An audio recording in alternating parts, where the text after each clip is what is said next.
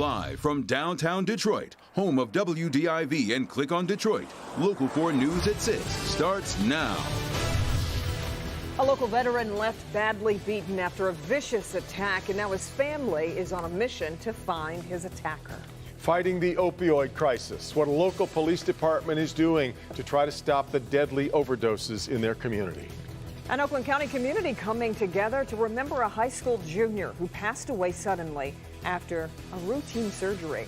17-year-old South Lyon East football player died last Friday after having knee surgery. Knee surgery. Those close to the situation say Trayvon Tyler suffered a heart attack after a blood clot found its way to his heart. It was his second procedure to clean up his injured knee. Rod Maloney shows us how the community is coming together to pay tribute to him. Even though surgery does have its risks, it seems almost impossible that a young football player getting his knee repaired would pass away shortly thereafter. It's difficult for high school students to understand here at South Lyon East, and so they've decided they're going to make sure that Trey Tyler is long remembered. When the word first got out last Friday, South Lyon East students started fanning out all across town for what they called a whiteout. 90% of the school wore white today. And it expanded well beyond the students. We caught up with South Lyon bus driver Pat Fragan as she attached a white ribbon to her school bus. There we go. Rest in peace. She knew Trayvon driving the football team to away games. Very, very nice, respectful young man, easygoing, fun-loving. Trayvon lived in Detroit but attended South Lyon East High as a school of choice student. At 6'4", 300-plus pounds, he anchored the offensive line and played in the defensive line rotation until he tore up his knee against Milford in October.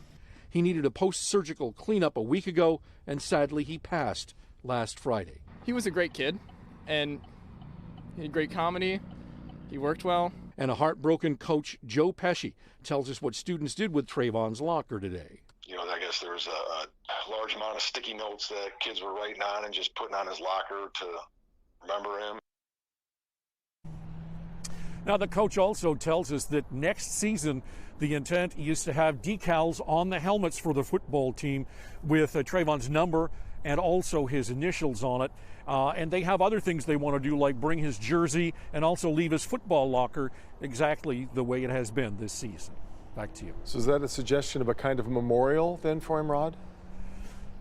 Yes, in fact, students have been working hard. The student council spent a lot of time today trying to work something out. On Friday night, there's going to be a memorial at the football stadium. It's going to be a lantern ceremony. Everybody is asked to wear white to that. Yeah. There is a GoFundMe page that has been put up.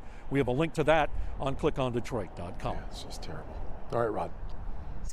A local veteran has been in and out of the hospital for weeks after being attacked last month. Philip Ramsey, was beaten while waiting at a bus stop on Gratiot. Victor Williams is live on Detroit's east side. And Victor, that attacker remains on the loose.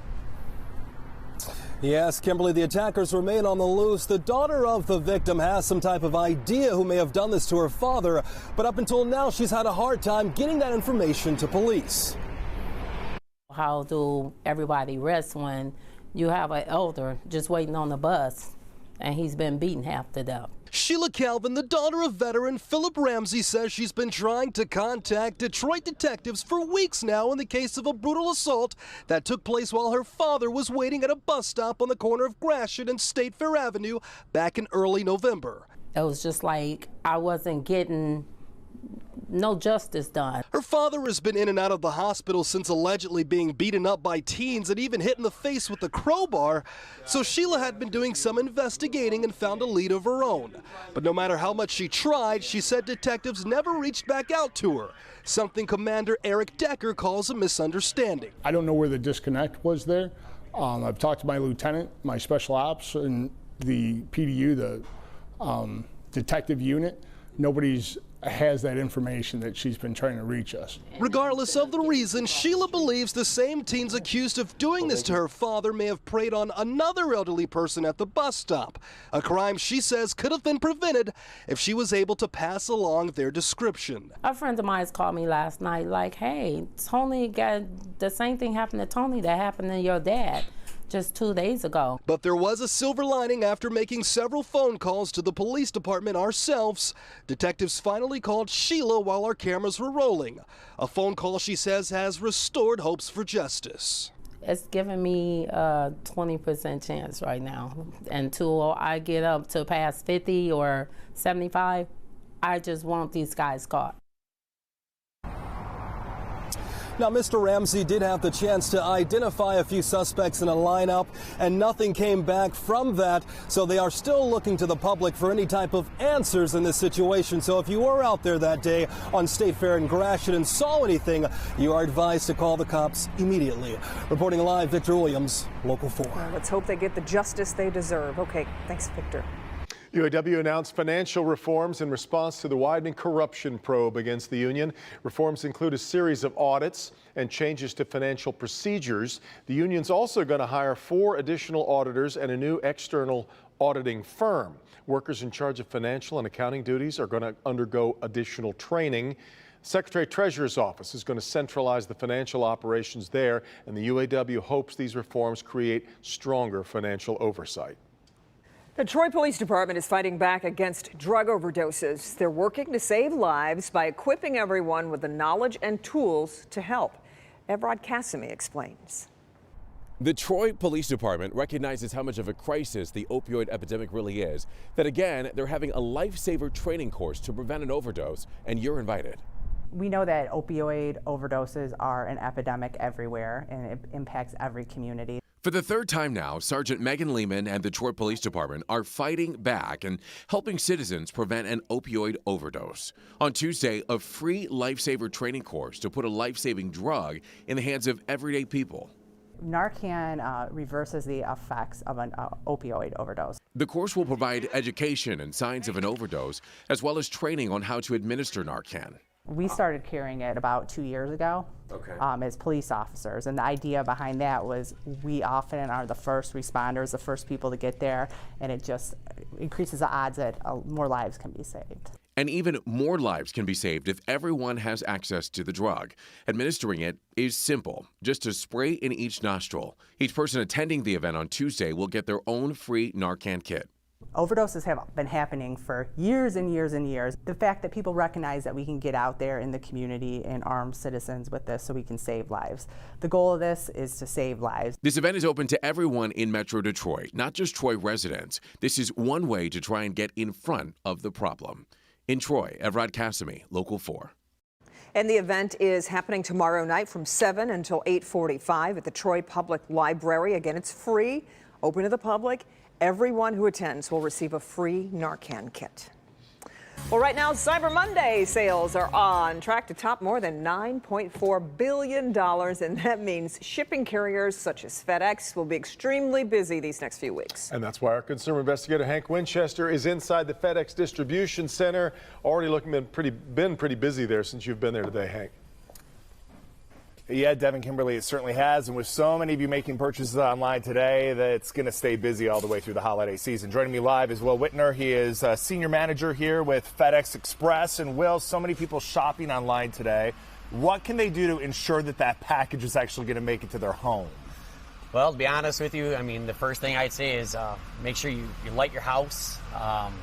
Make sure we can see the numbers, the addresses. We're in the snow season, so if you get snow, shovel the snow off. Keep your driveways clean. Try to order early. I mean, we're guaranteeing up until the 23rd of the month. But if I'm a big procrastinator here, if I'm making an order on the 24th, don't expect a Christmas morning delivery. No. Yeah, no, not going to happen. Not on the 24th. 23rd, we'll get it there by the 24th, but that's about it. And please try to get there earlier. We got drivers out there for the next 24 days in a row, and want to get it to you on time. Last thing, and this is important because we talked about this at 5 o'clock. Unfortunately, we've seen a huge spike in porch thefts. You know, people getting up to the porch, taking that package before you get home. There's things that you can do to help avoid that too, right? Absolutely. So we have a delivery manager. So you can go in and you can put preferences. If you want it your front door, your back door, behind a bush. We also have a lot of hold options now where you can have it held at a Walgreens or a FedEx office or now Dollar General. That way you don't even have to be home. We'll take it right there for you and you can pick it up somewhere closer to your house. Those are the easiest ways to make sure you're going to get your package that day, or make sure it's not taken off your porch. Great. Well, thank you so much. We know it's a busy time for you. We appreciate it. About $1 billion in sales just today. So as you can imagine, crews like the crews here at FedEx are going to be busy making sure all those packages get to your home in time for the holidays. We have more tips and information for you on the Help Me Hank page at clickondetroit.com. For now, we're live here in Novi. Hank Winchester. Help me, Hank. All right, Hank, and let's point out that after Cyber Monday comes Giving Tuesday. So coming up tomorrow at 6 a.m., you can easily get involved in the campaign to support local communities. All right, time now for a check of the national stories you'll see ahead at 6:30 on NBC Nightly News. Lester Holt is in New York with a preview of what's coming up tonight. Hi, Lester. Hey, Devin and Kim. Tonight we have the very latest in that big winter storm causing major travel problems in the eastern part of the country. Also, we'll look at how a school disaster was averted today when a student pulled a gun in his classroom. Yeah, what a relief, Lester, to hear that. How was the school able to control that situation? Well, luckily, one student reported that a classmate was carrying a gun. That prompted police to respond. We'll walk you through exactly how it all went down when we see it tonight. Yeah. Good. Okay, Lester, thanks. And speaking of guns, a battle is brewing over guns. New tonight, why gun owners are suing the city of East Point. Ben. Well, all the rush stuff out to the east of us. Kind of a calm night, but it is going to be chilly. Temperatures right around 32. But will that clearing translate to any sunshine tomorrow? We'll look at that next. All right, Ben, but first, police on the lookout. What this man is accused of doing at a local Kroger involving a Lincoln. Next. Her life is a story worth telling, and today it's worth celebrating. Do you ever look around and go, I can't believe I'm here? Yes. Sometimes it's so surreal to me that I went through all of that. From a deadly cancer diagnosis to a unique treatment plan to marriage, new home, and career. I'm very grateful. Her story giving us all hope tonight at 11.